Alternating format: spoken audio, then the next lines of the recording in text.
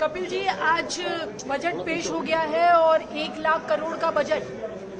न केवल 1 लाख करोड़ का ऐतिहासिक बजट है, बल्कि दिल्ली के हर वर्ग का इसमें मुख्यमंत्री जी ने ध्यान रखा है। ऐतिहासिक बजट है। शिक्षा के क्षेत्र में 20,000 करोड़ रुपए है। स्वास्थ्य के क्षेत्र में जिस प्रकार से एक नया रोल मॉडल रखा गया है, जो पूरी तरह से दिल्ली का इंफ्रास्ट्रक्चर खत्म हो चुका था, उसमें पानी के लिए, सीवर के लिए, सड़कों के लिए, फ्लाईओवर के लिए, जो बुनियादी चीजें दिल्ली की समाप्त हो चुकी थी, उनको ठीक करने के लिए एक ऐतिहासिक बजट प्रस्तुत किया है और दिल्ली को राहत देने वाला, खुशियां देने वाला ये बजट है।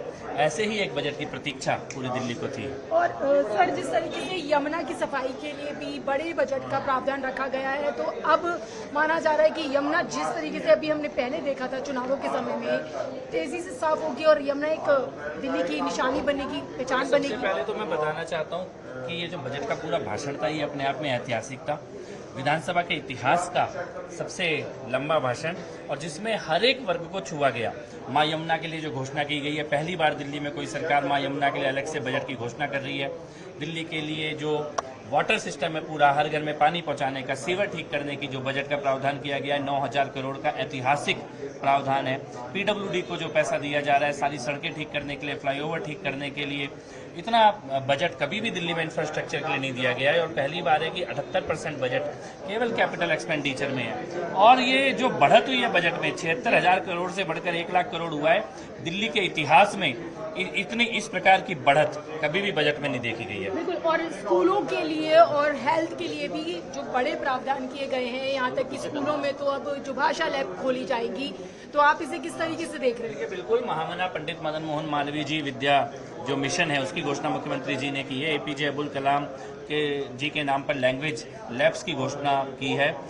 सीएम श्री स्कूल बनाने की घोषणा मुख्यमंत्री जी ने की है। और शिक्षा के क्षेत्र में देखिए, दिल्ली में शिक्षा, स्वास्थ्य, ये सब ठप पड़ा था पिछले 10 साल से, और आज का जो बजट है, ये इसमें नई जान फूंकने का काम करेगा। एक सवाल और है कि अंतर्राष्ट्रीय फिल्म महोत्सव भी अब दिल्ली में कराए जाएंगे। बिल्कुल, और दिल्ली की ब्रांडिंग के लिए अलग से प्रावधान किया गया है। मैं तो धन्यवाद देना चाहता हूँ कला संस्कृति मंत्री होने के नाते और टूरिज्म मिनिस्टर होने के नाते और लॉ मिनिस्टर होने के नाते भी, जो बजट का प्रावधान विशेष तौर पर किया गया है नए कोर्ट बनाने के लिए, नई टूरिस्ट डेस्टिनेशन डेवलप करने के लिए, और खास तौर पर प्रधानमंत्री संग्रहालय, वॉर मेमोरियल और कर्तव्य पथ का जो नया टूरिज्म सर्किट मुख्यमंत्री जी ने घोषित किया है, उसके लिए मैं बहुत बहुत आभारी हूँ उनका। सर, बस एक आखिरी सवाल है कि शीश महल को भी अब लोग देख पाएंगे, तो ये कब पॉसिबल हो पाएगा? क्योंकि लोगों को भी इंतजार है कि आखिरकार देखें कैसा है शीश महल। देखिए, आज एक ऐतिहासिक बजट का दिन है, उसी पे चर्चा करते हैं। पुरानी सरकार की चोरी की बातें कभी और करेंगे।